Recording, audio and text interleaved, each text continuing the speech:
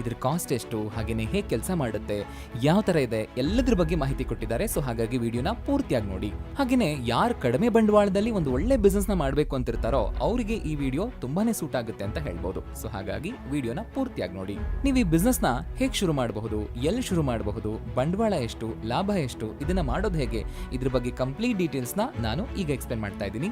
ನಾನೀಗ ಎಕ್ಸ್ಪ್ಲೇನ್ ಮಾಡುವಂತಹ ಈ 10 ಪಾಯಿಂಟ್ಸ್ ಗಳನ್ನ ನೀವು ಕೇಳಿಸ್ಕೊಂಡ್ರೆ ವಿಡಿಯೋ ಎಂಡ್ ಅಲ್ಲಿ ನಿಮ್ಗೆ ಯಾವುದೇ ಡೌಟ್ ಇರಲ್ಲ ಅಂತ ಅನ್ಕೋತೀನಿ.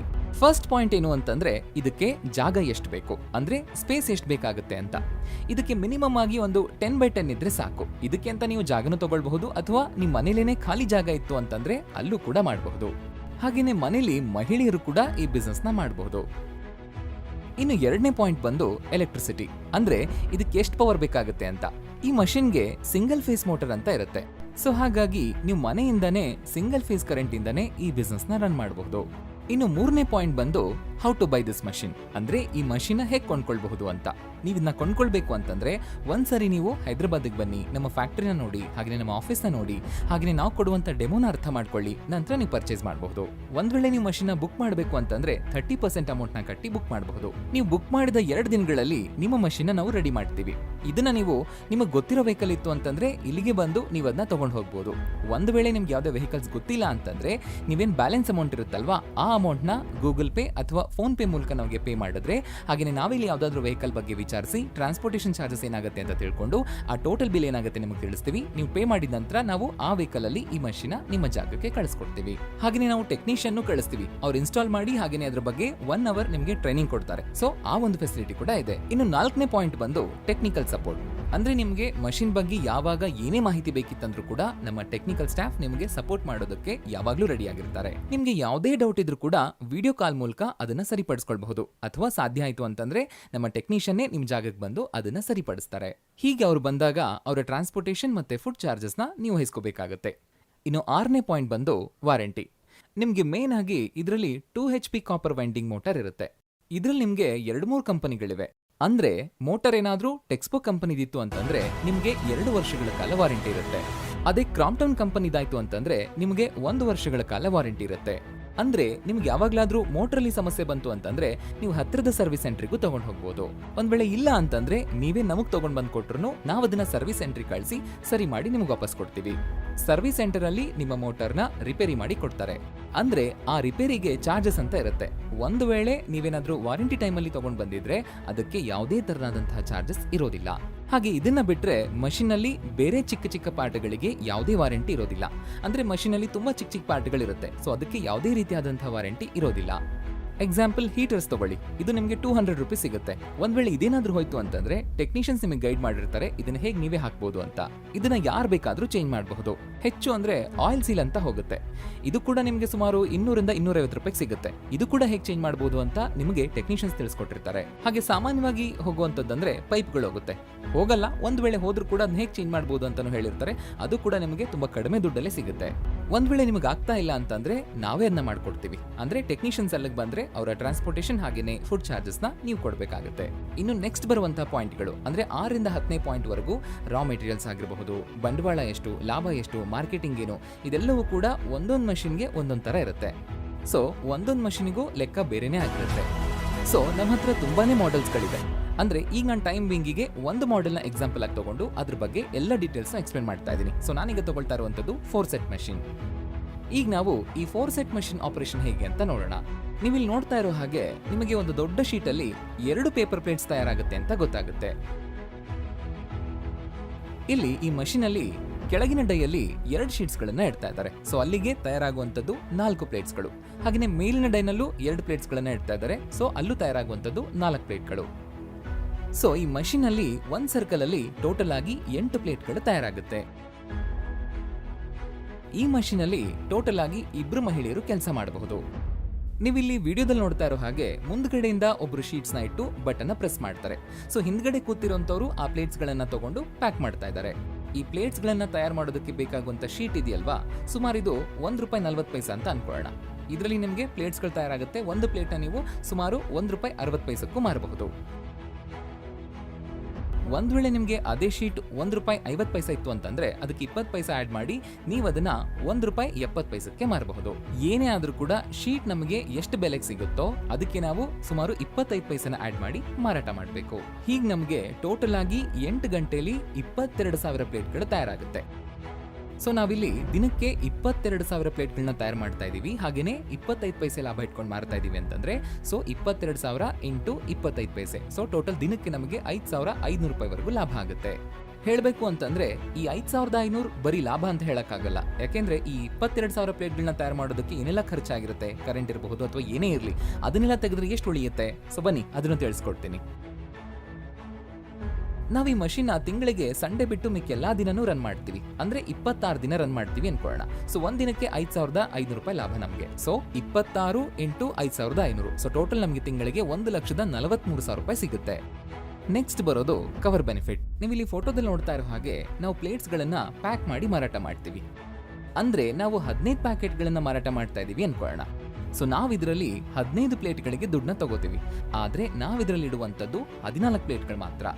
ಅಂದ್ರೆ ಈ ಬಿಸ್ನೆಸ್ ಅಲ್ಲಿ 15 ಅಂದ್ರೆ 15 ಅಲ್ಲ, 14 ಪ್ಲೇಟ್ಗಳು ಮತ್ತೆ ಒಂದು ಕವರ್ ಅಂತ ಅರ್ಥ. ಸೊ ನಾವ್ ಇಡ್ತಾ ಇರುವಂತದ್ದು ಬರೀ 14 ಪ್ಲೇಟೆ, ಆದ್ರೆ ನಾವು ದುಡ್ಡು ತಗೊಳ್ತಾ ಇರುವಂತದ್ದು 15 ಪ್ಲೇಟ್ಗೆ. ಅಂದ್ರೆ ನಾವು ₹1.60 ಎಕ್ಸ್ಟ್ರಾ ತಗೊಳ್ತಾ ಇದೀವಿ ಅಂತ ಅರ್ಥ.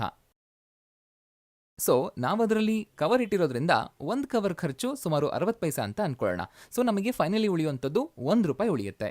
ಸೊ ನಾವು ಎಷ್ಟು ಕವರ್ನ ಉಪಯೋಗಿಸ್ತೀವೋ ಅಷ್ಟು ಕವರ್ ಅಂದ್ರೆ ಅಷ್ಟು ರೂಪಾಯಿಗಳು ನಮಗಿದರಲ್ಲಿ ಉಳಿಯುತ್ತೆ ಅಂತ ಅರ್ಥ.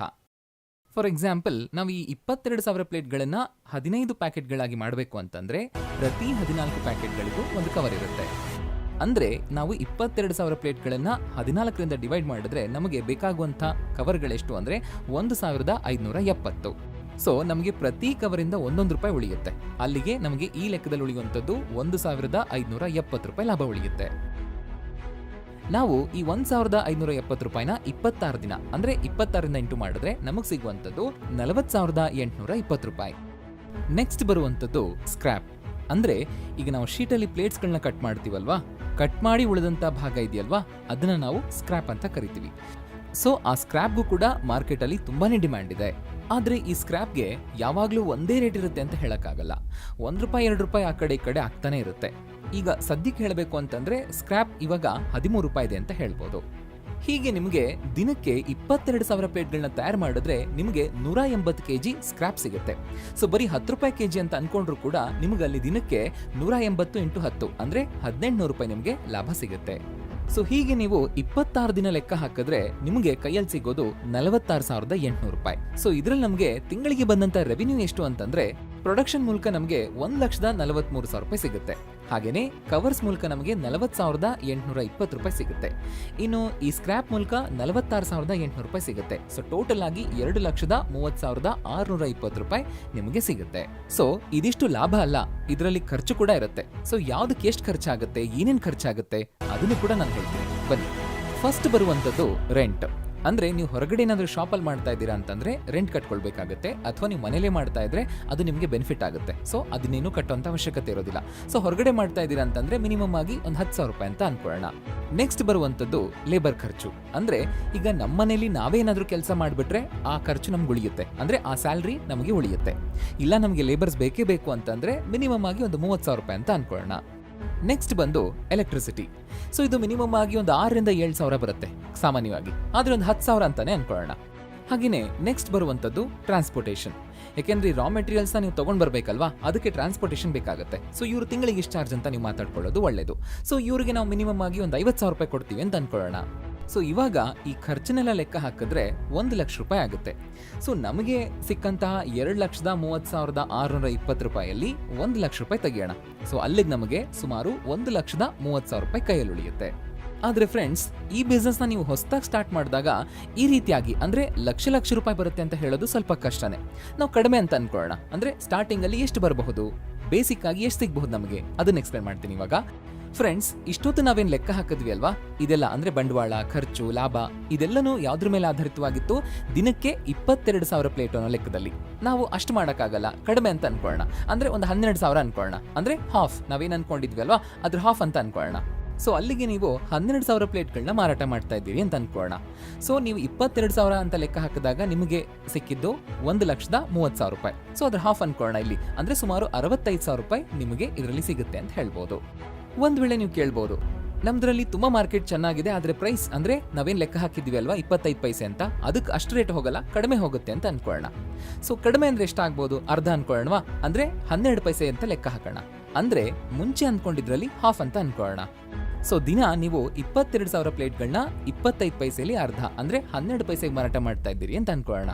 ಆಗ ನಿಮಗೆ ತಿಂಗಳಿಗೆ ಏನ್ ಸಿಗ್ತಾ ಇತ್ತಲ್ವಾ 1,30,000 ರೂಪಾಯಿ, ಅದರಲ್ಲಿ ಅರ್ಧ ಅಂದ್ರೆ ಸುಮಾರು 65,000 ರೂಪಾಯಿ ನಿಮಗೆ ಸಿಗುತ್ತೆ.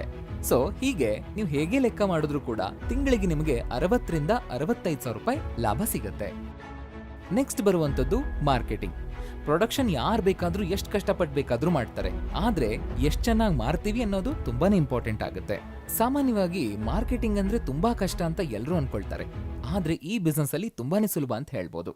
ಯಾಕೆಂದ್ರೆ ಈ ಪ್ಲೇಟ್ಸ್ ಏನಿದಾವಲ್ವಾ, ಈ ಪ್ಲೇಟ್ಸ್ಗಳು ಡಿಸ್ಪೋಸಿಬಲ್, ಅಂದ್ರೆ ಒಂದ್ಸಾರಿ ಉಪಯೋಗಿಸಿ ನಂತರ ಅದನ್ನ ಬಿಸಾಡ್ಬಿಡ್ತಾರೆ, ಪುನಃ ಉಪಯೋಗಿಸಕ್ಕಾಗಲ್ಲ. ಹಾಗಾಗಿ ಇದನ್ನ ಯಾರು ಉಪಯೋಗಿಸ್ತಾರಲ್ವಾ ಪುನಃ ಅವ್ರು ಕೊಂಡ್ಕೊಳ್ಳೇಬೇಕಾಗುತ್ತೆ. ಉದಾಹರಣೆಗೆ ನೀವು ಒಂದು ಅಂಗಡಿಗೆ ಇದನ್ನ ಸಪ್ಲೈ ಮಾಡ್ತಾ ಇದ್ದೀರಾ ಅಂತ ಅನ್ಕೊಳ್ಳೋಣ. ಆ ಅಂಗಡಿಯಿಂದ ಕಸ್ಟಮರ್ ತಗೊಂಡು ಹೋಗ್ತಾರೆ, ಕಸ್ಟಮರ್ ಉಪಯೋಗಿಸಿ ಬಿಸಾಡಿದಾದ್ಮೇಲೆ ಪುನಃ ಕಸ್ಟಮರ್ಗೆ ಬೇಕಾಗುತ್ತೆ, ಆ ಕಸ್ಟಮರ್ ಅದೇ ಅಂಗಡಿಗೆ ಬರ್ತಾರೆ, ಮತ್ತೆ ಅದೇ ಅಂಗಡಿಯವರು ನಿಮ್ಮ ಹತ್ರ ಸಪ್ಲೈ ಬೇಕು ಅಂತ ಕೇಳ್ತಾರೆ. ಸೊ ಈ ರೀತಿಯಾಗಿ ಮಾರ್ಕೆಟಿಂಗ್ ತುಂಬಾನೇ ಸಿಂಪಲ್ ಅಂತ ಹೇಳ್ಬೋದು. ನಾವು ಮುಂಚಿತವಾಗಿ ಲೆಕ್ಕ ಹಾಕಿದ್ವಿ ಅಲ್ವಾ 11,000 ಪ್ಲೇಟ್ಗಳು ಅಂತ. ನಮಗೆ ಈ ನಂಬರ್ ಕೇಳಿದಾಗ ತುಂಬಾ ದೊಡ್ಡದು ಅಂತ ಅನ್ಸುತ್ತೆ, ಅಂದ್ರೆ ಇಷ್ಟೊಂದು ಯಾರು ತಗೊಳ್ತಾರೆ ಅಂತ ಅನ್ಸುತ್ತೆ. ಒಂದು ಉದಾಹರಣೆ ತಗೊಳ್ಳೋಣ. ನಿಮ್ಮ ಮನೆಗೆ 4 ಜನ ಗೆಸ್ಟ್ ಬಂದಿದ್ದಾರೆ ಅಂತ ಅನ್ಕೊಳ್ಳೋಣ. ನಿಮಗೆ 4 ಪ್ಲೇಟ್ಸ್ ಬೇಕಾಗಿದೆ. ನೀವು ಶಾಪ್ಗೆ ಹೋಗಿ ಬರೀ 4 ಪ್ಲೇಟ್ ತಗೊಂಡ್ ಬರ್ತೀರಾ? ಇಲ್ಲ ಅಲ್ವಾ, 1 ಪ್ಯಾಕೆಟ್ ತಗೋತೀರಾ ಮಿನಿಮಮ್ ಆಗಿ. ಹೀಗಾಗಿ ಇದೇ ನಮಗೆ ಪ್ಲಸ್ ಪಾಯಿಂಟ್ ಆಗುತ್ತೆ ಎಕ್ಸ್ಟ್ರಾ ಸೇಲ್ ಎಲ್ಲಾಗುತ್ತೆ ಅಂತ ಹೇಳೋದಕ್ಕೆ. ಹಾಗಾಗಿ ಸೆಲ್ಲಿಂಗ್ ತುಂಬಾನೇ ಈಸಿ ಅಂತ ಹೇಳ್ಬೋದು. ಈ 11,000 ಪ್ಲೇಟ್ಗಳನ್ನ ನಾವು ಬಂಡಲ್ ಲೆಕ್ಕದಲ್ಲಿ ಮಾರಾಟ ಮಾಡ್ತೀವಿ. ಈ ಫೋಟೋದಲ್ಲಿ ಕಾಣಿಸ್ತಾ ಇದೆಯಲ್ವಾ, ಆ ರೀತಿಯಾಗಿ ಒಂದು ಬಂಡಲ್ ಅಲ್ಲಿ 10 ಪ್ಯಾಕೆಟ್ಗಳಿರುತ್ತೆ. ಪ್ಯಾಕೆಟ್ ಅಂದ್ರೆ ನಾವು ಇದಕ್ಕೂ ಮುಂಚಿತವಾಗಿ ಕವರ್ ಬೆನಿಫಿಟ್ ಬಗ್ಗೆ ಮಾತಾಡಿದ್ವಿ ಅಲ್ವಾ, ಆ ರೀತಿಯಾಗಿ ಅಂದ್ರೆ ಒಂದು ಬಂಡಲ್ ಅಲ್ಲಿ 10 ಪ್ಯಾಕೆಟ್ಗಳಿರುತ್ತೆ. ಸೊ ಈ 11,000 ಪ್ಲೇಟ್ಗಳನ್ನ ನಾವು ಬಂಡಲ್ಸ್ ಆಗಿ ಪ್ಯಾಕ್ ಮಾಡಿದ್ರೆ ನಮಗೆ 78 ಬಂಡಲ್ಗಳು ರೆಡಿ ಆಗುತ್ತೆ. ಈ 78 ಬಂಡಲ್ಗಳಲ್ಲಿ ನೀವು ಹತ್ರದ ಕಿರಾಣಿ ಶಾಪ್ಗೋ ಅಥವಾ ಯಾವ್ದಾದ್ರು ಶಾಪ್ಗೋ ಕೊಡ್ತೀರಾ ಅಂತ ಅನ್ಕೊಳ್ಳೋಣ. ಮಿನಿಮಮ್ ಆಗಿ 4 ಬಂಡಲ್ ನೀವು ಕೊಡಬಹುದು. ಅದಕ್ಕಿಂತ ಹೆಚ್ಚಿಗೆ ಕೊಟ್ರೆ ಅವ್ರು ತಗೊಳ್ಳೋದು ಇಲ್ಲ, ಯಾಕೆಂದ್ರೆ ಅವರು ಮಾರಾಟ ಮಾಡಕ್ ಆಗೋದು ಇಲ್ಲ. ಸೊ ಹಾಗಾಗಿ ನೀವು ಒಂದ್ ಶಾಪಿಗೆ 4 ಬಂಡಲ್ ಹಾಕಿದ್ದೀರಾ ಅಂತ ಅನ್ಕೊಳ್ಳೋಣ. ಸೊ ಅಲ್ಲಿಗೆ 78 ಡಿವೈಡೆಡ್ ಬೈ 4 ಪರ್ ಶಾಪ್. ಈ ರೀತಿಯಾಗಿ ಮಾಡಬಹುದು. ನಿಮಗೆ ಬೇಕಾಗಿರುವಂತದ್ದು 20 ಕಿರಾಣಿ ಶಾಪ್ಗಳು, ಇಲ್ಲ ಹೋಲ್ಸೇಲ್ ಶಾಪಿಗೆ ಕೊಡ್ತೀನಿ ಅಂತಂದ್ರೆ 3ರಿಂದ 4 ಕಿರಾಣಿ ಶಾಪ್ಗಳು ಸಾಕಾಗುತ್ತೆ. ಸೊ ಈ ರೀತಿಯಾಗಿ ಹೋಲ್ಸೇಲ್ ಶಾಪ್ ಸಿಕ್ಕರೆ ನಿಮ್ಗೆ ಯಾವುದೇ ಕಿರಾಣಿ ಶಾಪ್ ಬೇಕಾಗಲ್ಲ. ಸೊ 20 ಕಿರಾಣಿ ಶಾಪ್ಗಳು ಅಥವಾ 3ರಿಂದ 4 ಹೋಲ್ಸೇಲ್ ಶಾಪ್ಗಳು. ಯಾಕೆ ನಾನಿಲ್ಲಿ ಬರೀ 3 ಅಥವಾ 4 ಹೋಲ್ಸೇಲ್ ಶಾಪ್ ಹೇಳ್ತಾ ಇದ್ದೀನಿ ಅಂತಂದ್ರೆ, ಈ ಕಿರಾಣಿ ಶಾಪ್ ಅವ್ರು ಬಂದು ಹೋಲ್ಸೇಲ್ ಶಾಪ್ ಅಲ್ಲಿ ತಗೊಂಡು ಹೋಗ್ತಾ ಇರ್ತಾರೆ. ಹಾಗಾಗಿ ಹೋಲ್ಸೇಲ್ ಶಾಪ್ ಅಂತಂದ್ರೆ ತುಂಬಾ ದೊಡ್ಡ ಮಟ್ಟದಲ್ಲಿ ಮಾರಾಟ ಮಾಡ್ತಾ ಇರ್ತಾರೆ, ಅಥವಾ ಬರೀ ಡಿಸ್ಪೋಸಬಲ್ ಐಟಮ್ಸ್ ಮಾತ್ರ ಮಾರಾಟ ಮಾಡ್ತಾ ಇರ್ತಾರಲ್ವಾ, ಆ ತರದ ಅಂಗಡಿಗಳನ್ನ ನಾನು ಹೇಳ್ತಾ ಇದ್ದೀನಿ. ಸೊ ಹಾಗಾಗಿ ಈ 78 ಬಂಡಲ್ಗಳನ್ನ ನೀವು 3 ಅಥವಾ 4 ಶಾಪ್ಗಳಿಗೆ ಕೊಟ್ರೆ ಸಾಕಾಗುತ್ತೆ. ಒಂದ್ ವೇಳೆ ಇಲ್ಲ ನಮ್ಮೂರು ತುಂಬಾ ಚಿಕ್ಕದು ಮತ್ತೆ ಅಂಗಡಿಗಳು ಕೂಡ ತುಂಬಾನೇ ಕಡಿಮೆ ಇದೆ ಅಂತ ಅನ್ಕೊಳ್ಳೋಣ, ಒಂದು 10 ಶಾಪಿಗೆ ನೀವು ಕೊಡ್ತಾ ಇದ್ದೀರಿ ಅಂತ ಅನ್ಕೊಳ್ಳೋಣ. ಸೊ ಅಲ್ಲಿಗೆ ನೀವು ದಿನಕ್ಕೆ 5,500 ಪ್ಲೇಟ್ಗಳನ್ನ ಮಾತ್ರ ಮಾಡ್ತಾ ಇದ್ದೀರಿ ಅನ್ಕೊಳ್ಳೋಣ. ಇವುಗಳನ್ನ ನೀವು ಬಂಡಲ್ಸ್ ಅಲ್ಲಿ ಪ್ಯಾಕ್ ಮಾಡ್ಕೊಳ್ತೀರಾ. ಸೊ ನಿಮಗೆ ಟೋಟಲ್ ಆಗಿ ನೀವು ಪ್ಯಾಕ್ ಮಾಡಿದಾಗ ನಿಮಗೆ ಒಂದು 40 ಬಂಡಲ್ಸ್ ಆಗುತ್ತೆ.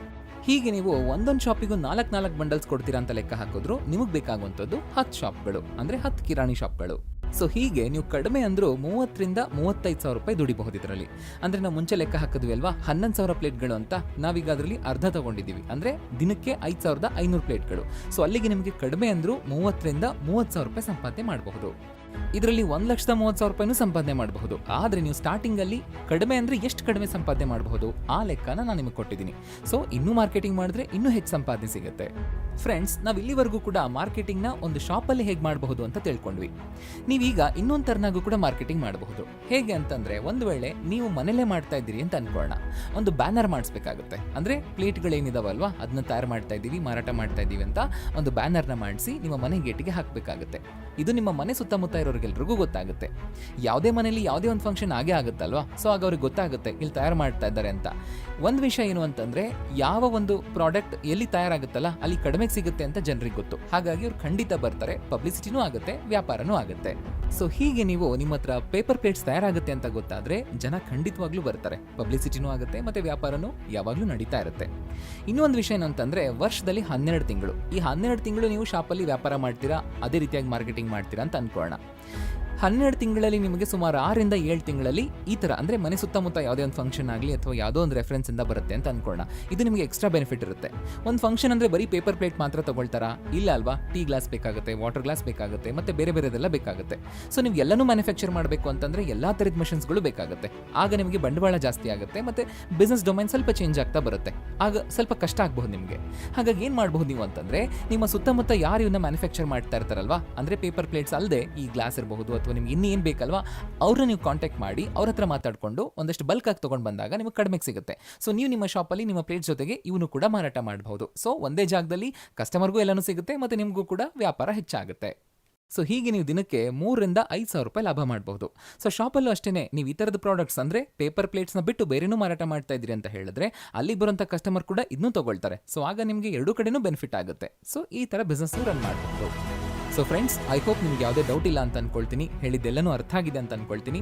ಇದು ಹೊರತಾಗಿಯೂ ಕೂಡ ನಿಮ್ಗೆ ಏನೇ ಮಾಹಿತಿ ಬೇಕಿತ್ತು ಅಂದ್ರೂ, ಅಂದರೆ ಅಡ್ರೆಸ್ ಇರ್ಬೋದು, ಆಫೀಸ್ ಇರ್ಬೋದು ಅಥವಾ ಏನೇ ಇರಲಿ, ಸೊ ಕೆಳಗಿರೋ ನಂಬರ್ಗೆ ಕಾಲ್ ಮಾಡಿ. ಹಾಗೆಯೇ ನಮ್ಮ ಆಫೀಸ್ ಅಡ್ರೆಸ್ ಬಂದು Uppal industrial area, Ajanta hotel ಪಕ್ಕದಲ್ಲಿ.